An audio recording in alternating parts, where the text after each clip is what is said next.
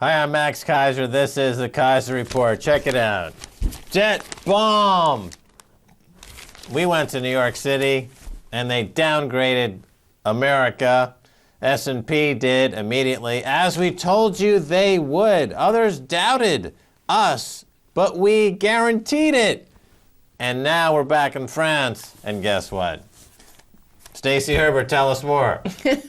Well, Max, I'll tell you the headline. As soon as Max Keiser arrives in France, AAA rated France may be vulnerable to downgrade following cut to the U.S. Yeah, well, there's a tremendous ripple effects, aren't they, with this downgrade? Because the U.S. dollar is, of course, connected to the U.S. Treasury bond market, and it's connected to the thigh bone, connected to the hip bone, connected to the foot bone, connected to the... Yeah, baby, it's all connected. So when you downgrade, you start to pull the thread on the U.S. dollar, the whole kit and caboodle gets unraveled. Yeah, you might also say, however, that it's all related to S&P itself and Moody's and Fitch, because the U.S. and France are in such bad shape due to all the so-called AAA-rated collateralized debt obligations and other credit derivatives that S&P allowed to be rated AAA, and then these countries' banks bought these toxic debts. Yeah, that's an interesting part of the history, isn't it? You know, during the period leading up to this financial crisis, the selling of collateralized debt obligations, CDOs as they're known, and other flora and fauna of the derivatives sphere spawned by the witch herself, Blythe Masters. Fitch and Moody's and S&P gave these concatenations, these abominations, their AAA rating, and it created this huge Ponzi scheme. Now they've pulled the rug out from underneath them. Well, Max, another story related to this financial chaos going on at the moment. Bank of New York Mellon charges depositors. America's biggest custodial bank has been forced to start charging customers who have deposits of more than $50 million as more investors take cover from the market turmoil.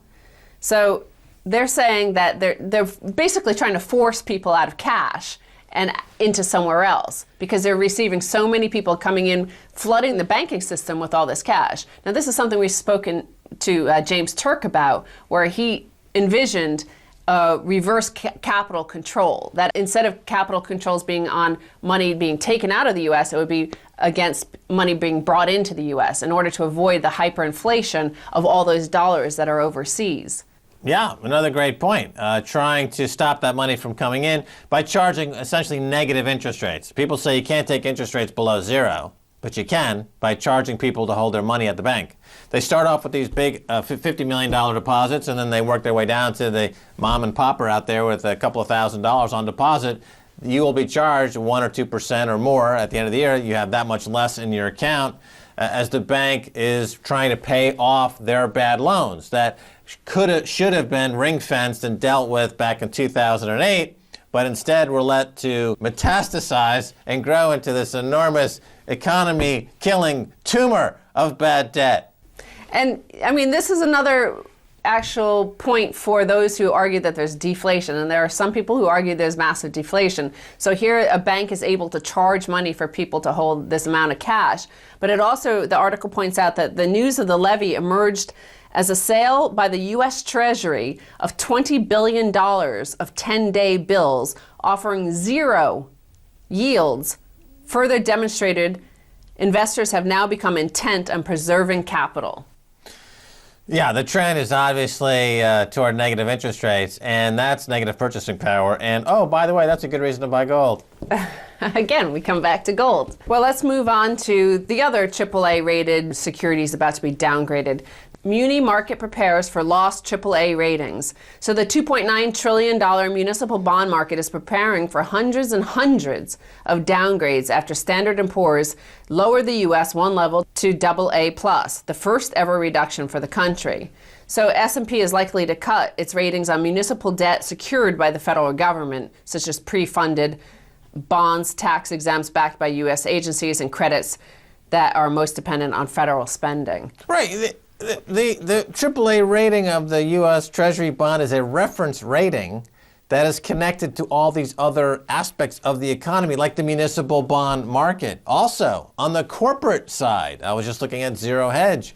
They made the good point that institutions like Options Clearing Corporation or the group that is responsible for clearing of short sales, they're all being downgraded too. So this is affecting the fundamental infrastructure of the entire system itself, is being downgraded as the entire Ponzi scheme unravels. Yes, I also read while we were in the States that JP Morgan is the next for downgraded by S&P. And the reason why is they said that JP Morgan relies so much on the US government.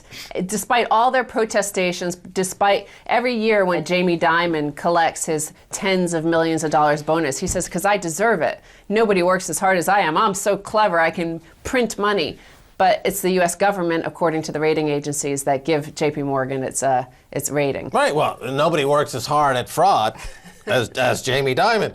But as you point out, all they do over there at JP Morgan is they take the risks on their books and they stick it on the federal government's books. That worked beautifully for years as long as America had a AAA rating.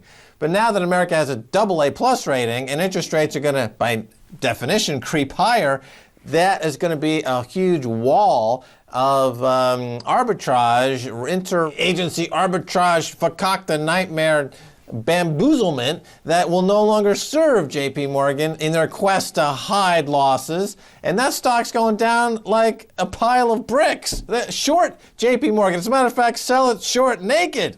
In fact, a better naked short at this time would have been Bank of America. If you follow this next headline, Max. Bank of America getting smashed as AIG jumps into the lawsuit fray in a big way. So American International Group is expected to sue Bank of America in what might be the largest mortgage security-related action filed by a single investor. The suit seeks to recover more than $10 billion in losses on $28 billion in investments in mortgage-backed securities. This again, when Barack Obama came into office, Stacy, by not shutting down the too big to fail banks and by letting AIG live another day, they're committing massive moral hazard on an incredible, epic, biblical scale. Now they're out suing everybody who's involved. All the counterparties here that are suing each other are bankrupt. And they're suing each other for the right to drain the Federal Reserve of more of the citizens' capital. And notice the key word in what you just said, counterparty. You know, this extends to financial markets as well, because when you go from AAA to AA plus, suddenly when you start to downgrade all the institutions that are the intermediaries for all these market manipulating fraud deals, you have counterparty risk. So when they say, well, for example, there's 60 trillion or 600 trillion, derivatives out there, they say, well, it's not really a risk because they're all offset each other through the counterparty obligations. But if the intermediary that's responsible for making those obligations good goes bankrupt, then you don't have a good coverage there. You actually have a $600 trillion risk. According to the report, there's a growing trend of investors pursuing private lawsuits claiming banks misled them into purchasing risky securities. The trend also stems from the lack of prosecutions on behalf of the Justice Department against the largest financial firms and their executives. So there you go, Max. You talk about Barack Obama refusing to prosecute these people, the too big to fails, the banksters. This is why we're still in this situation. This leaves us up to the biggest firms out there who can sue it, because mom and pop Joe Bag of Donuts can't sue JP Morgan and Bank of America and all these other banks. But, you know, the giant bankrupt organization AIG can. Yeah, I think this is so important because at the time when they let AIG get away with this massive fraud, remember? And when Hank Paulson went to Congress and extorted $750 billion, it was always, we got to keep these markets open. We can't afford them to go bankrupt. We can't afford the counterparty risk. We can't afford the systemic risk. And Barack Obama just put his thumb in his mouth. Okay, guys, I don't know any better. And now, 2.5 years later, it doesn't matter. Barack Obama, by not enforcing the law, by not following the Constitution, it's going to blow up anyway. Well, apparently AIG is planning to file similar lawsuits against Goldman Sachs, JP Morgan, and Deutsche Bank. And of course, after that will come the rating agencies, because JP Morgan Goldman Sachs and Deutsche Bank were selling products that were AAA rated by S&P. But with all these things falling apart, everybody losing their AAA, America falling apart into a bucket of fraud and nothingness, I want to bring up one final headline to think of another option, another reality that we could be facing today. What if Barack Obama had been a leader? The bull case for gold. Gold is rising because the world's monetary system is being debased and there's no sign of stopping. Well, what if Barack Obama, instead of engaging in this elaborate, stupid, awful theater with John Boehner, what if he had just come out and said, you know what, forget all these negotiations, we're just going to go back to a gold standard and we're going to value it at $25,000 an ounce. Bye, and just left. And that would have devalued all of their debt and they would be on the road to starting over again. That's genius. It's the reverse Nixon. It's the reverse Nixon. Now, Nixon defaulted on the debts of America by dropping the gold standard when he owed all this money to foreign creditors. Well, America's in the same position now, and they could effectively do the same thing. They could effectively default by devaluing against gold. That's exactly what's going to happen anyway. And Barack Obama, if he were as you say, if he were a real leader and had the cojones of, let's say, a Richard Nixon, which I can't believe I'm saying that, after having been dragged through Watergate as a kid and been humiliated. But compared to Barack Obama, Richard Milhouse Nixon looks like a genius statesman compared to this no spine, leaderless, nobody, bag of nothing, bag of worms. And that's a genius idea, simply, and it's going to happen anyway. They have to bring back the gold standard. The smartest guy out there in the punditry universe, Jim Rickards, he points out that those who criticize this idea say there's not enough gold. And, he would point out, and I would point out, that there's something called the price discovery mechanism. Markets reflect supply and demand. If you have $600 trillion worth of worthless derivatives, well, some of that's going to end up being repurposed as a gold standard at $20,000, $25,000, $30,000 an ounce. That's just the way markets work. Accept market-driven capitalism or go home. Stacy Herbert, thanks so much for being on the Keiser Report. Thank you, Max. Don't go away. After the break, I'll be speaking with Peter Schiff.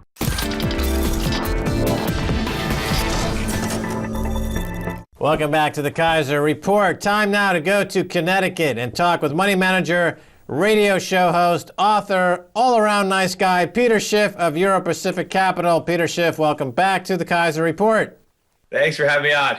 All right, Peter Schiff, as we have been talking about, and as you have been talking about, the U.S. has been downgraded by S&P, their debt from AAA to AA+. Did the S&P go far enough?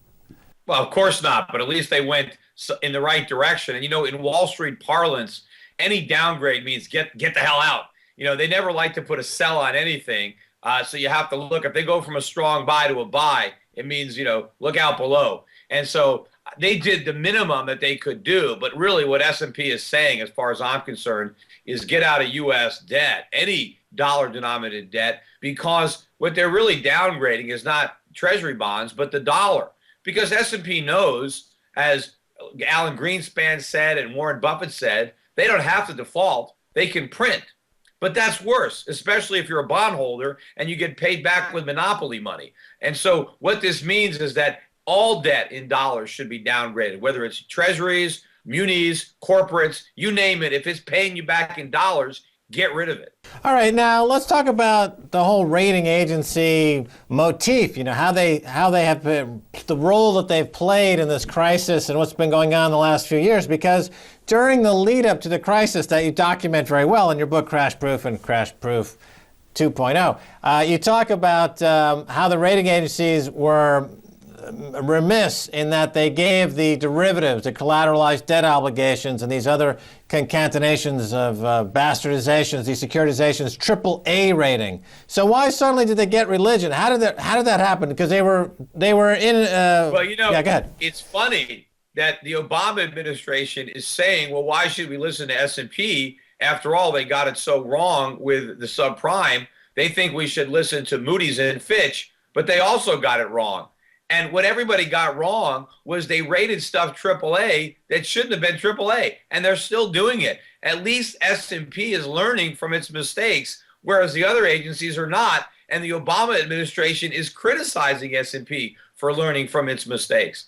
Now, it's interesting. I'm looking today, and the unintended consequences, I guess you could call it, because now Fannie Mae and Freddie Mac are being downgraded. Some of the institutions like the Options Clearing Corporation and other part of the infrastructure and the architecture of the markets are being downgraded, and municipal bond markets are being downgraded because the AAA rated of the U.S. government is a reference rate. Can you talk about how this is going to trickle through to these other pieces of the infrastructure and what consequences? Certainly, because if the U.S. is not AAA, if the U.S. is AA plus, then if you used to be a AA plus, well, you got to go down to AA because you're not on par with the Treasury. If you were somewhat more risky than the Treasury, you're still more risky because the Treasury can tax everybody to pay its bills. And if the Treasury doesn't tax, it prints and it debases the dollar. That affects all bonds, not just its own bonds. But you know, what's also crazy about the rating system, why is China, the world's biggest creditor nation,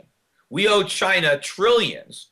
How can they be rated AA minus? And we're rated AA plus. I mean, what kind of Twilight Zone world is the world's biggest debtor a bigger risk than the world's biggest creditor?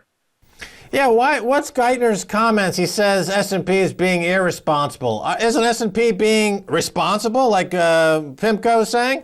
It's the government that's being irresponsible. They're the ones that are racking up the debt. And, you know, the Obama administration is all over S&P because they claim they got the math wrong, that they didn't count this $2 trillion of assumed savings over the next 10 years. Why should they count it? It's not going to happen. And in fact, the real math problem is with the administration using these CBO budget numbers. All of these deficits assume a rapidly growing U.S. economy for the next decade with low inflation and low interest rates. This exists only in a dream. The reality is we're already going back to recession. So you can take all those rosy scenarios and throw them in the trash can where they belong. The budget deficit is going to be much worse than both the administration and S&P believe. So, I mean, they're all wrong on the math. All right, I'll tell you what, go over that once more just so, because everyone's talking about this $2 trillion mistake. Just review that again, why that's really a false canard in all this. And also comment on Warren Buffett's remark that Moody's, that S&P is somehow wrong and that his investment in Moody's, they're right. Yeah, of course, yeah, people forget that he's got a dog in this hunt because he's a big shareholder in Moody's. And if S&P has got it right, that means Moody's has got it wrong. So when he comes out and attacks Moody's, S&P, he's got an agenda. Also, this guy said that he would buy treasuries even if they had no yield. So, I mean, what good is his opinion if it's that moronic? You know, I don't know, maybe senility is catching up with Warren because obviously he can't be as great an investor as people think if he's saying he's willing to buy treasuries even if they pay zero. You know, if that's the case, let's sell him some special treasuries. It'll save the taxpayers a lot of money. If Warren Buffett will really buy our debt if we pay nothing. And of course, he also said that the federal government has a printing press. Well, yeah. What good is that to our creditors? It's great for the government because it inflates away its liabilities, but it also inflates away the public's assets, including the assets of Warren Buffett. Of course, he's criticizing S&P for missing subprime in the housing bubble. He missed it too. He got it completely wrong. In fact, many of his companies might have gone bankrupt if the financial institutions weren't bailed out by the U.S. government. But the $2 trillion math era, so-called, is again based on S&P not calculating the full amount of the savings that Congress claims are going to be made over the next 10 years based on what they agreed to. But almost all of the $2 trillion in cuts happen sometime after 2017. There'll be a different president. There'll be a different Congress. They will not be bound by anything that was agreed to last week. The only thing that counts are the cuts that were made to the 2011 budget, and there are none. In fact, I just heard Barack Obama speaking, last night, talking about the need for more tax cuts. He wants to cut taxes for the middle class and for the the poor, and he wants to spend more money on government infrastructure. That means he is advocating for bigger increases in the deficit right now. Okay, now you bring something up there. It sounds similar to what was experienced during the Lyndon Johnson kind of guns and butter. You know, they want it all. And this led to huge over-expenditures, which led ultimately to Nixon closing the gold window in 1971. Stacy Herbert, who I do this show with brilliantly, asked me earlier in the show, can't Obama, if he was really a leader, do a reverse Nixon and just say we're going to reopen the gold window at $20,000, $25,000 an ounce to inflate away these debts? Well, that doesn't inflate away the debts. I mean, that is an attempt to remonetize gold, put the U.S. back on the gold standard. Yes, that's what we should do, but there's no chance that we're going to do that, certainly not under Obama. That was the last time the U.S. government actually did default. We defaulted on our promise to pay gold and basically rendered the dollar fiat with no real value. But I think that the loss that you're going to see in the dollar in the decade ahead is going to be far greater than the loss in the 1970s, because the dollar maintained its reserve currency status despite the fact that we defaulted on that promise. The dollar now is going to lose that status. Right now, the only thing that's standing between the dollar and complete collapse is the foolish actions of the Bank of China, the Bank of Japan. The world is propping up the dollar because they believe foolishly that it's in their political self-interest. But as I said, when they figure out it's no longer in their interest, they will pull the plug and the dollar is going to collapse much worse than it did in the 1970s. Hopefully, at some point, we will go back on a gold standard, but the price of gold will have to be much, much higher for that to happen. All right, let's talk about what's happening over there at Bank of Mellon. They're charging fees on deposits, over $50 million deposits. Can you talk about what this charging of a fee on a deposit means? Is it a negative interest rate? Will we see more of it? In other words, banks charging people to store their cash. And I think this is a byproduct of too big to fail, because people that have a lot of money want to put it in these huge entities because they feel that they're too big to fail, and so their deposits are safe. But the reality is none of these deposits are safe because they're all denominated in U.S. dollars. So what people need to do is convert their dollars into other currencies or gold. I mean, look at the Swiss franc today. The Swiss franc is up almost 3 full cents. You need $1.32 to buy a Swiss franc. In fact, with the euro at $1.41.5, the Swiss franc is rapidly approaching parity with the euro. And it just took parity with the U.S. dollar. That happened very recently. And now it's at a 30% premium. And look at the Swiss franc. I mean, the yen, imagine where the yen would be if the Bank of Japan hadn't flushed the equivalent of $50 billion down the toilet last week to buy U.S. dollars and, of course, U.S. treasuries. What is Japan doing with all those dollars that they're buying? They're buying treasuries, not because they want to, but because they think there's a gun to their head. But they're mistaken. So instead of paying somebody to hold your dollars, sell your dollars and get into the Swiss franc or get into gold. All right, we've got about 30 seconds left. I just want to swing back and revisit the gold standard idea. Clearly, as you point out, the problem today is inflation, and by returning to a gold standard, you are coming back with something that would hopefully restrain government from spending and from the printing presses from rolling out at full speed. So clearly, as we were saying before, if you go back to the gold standard, you've got to find a price that would make sense given the fact they've had all this money printing going on for so long.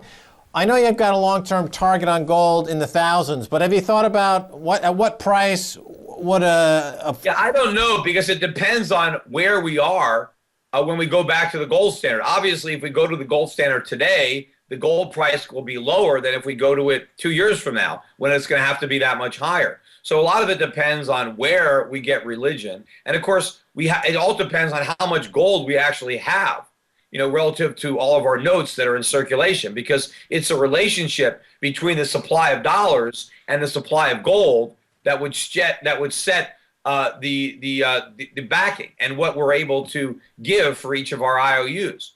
But once we do that, then the spending stops. Then the deficits stop. We can't do it anymore. If we actually go on a gold standard, if it's real, then we have to abide by it. And so I don't think we're going to go to it again until we have a real crisis. As long as the world is buying our bonds, we're going to keep selling them. As long as the world is gobbling up our paper, we're going to keep printing it. As long as we can live beyond our means, we'll do it. As long as politicians can get elected by plunging us deeper into debt, they will do it. It's not until they can't. It's not until there are real consequences, like a collapse in the bond market, a collapse in the dollar that sends interest rates soaring, that sends consumer prices soaring, that tanks the stock market, that puts people in the streets protesting. That is not, until all that happens, we're not going to do the right thing. All right, Peter Schiff, thanks again for being on the Keiser Report. Thank you. All right, that's going to do it for this edition of the Keiser Report with me, Max Keiser, and Stacy Herbert. I want to thank my guest, Peter Schiff. If you want to send me an email, please do so at keiserreport@rttv.ru. Until next time, this is Max Keiser saying bye, y'all.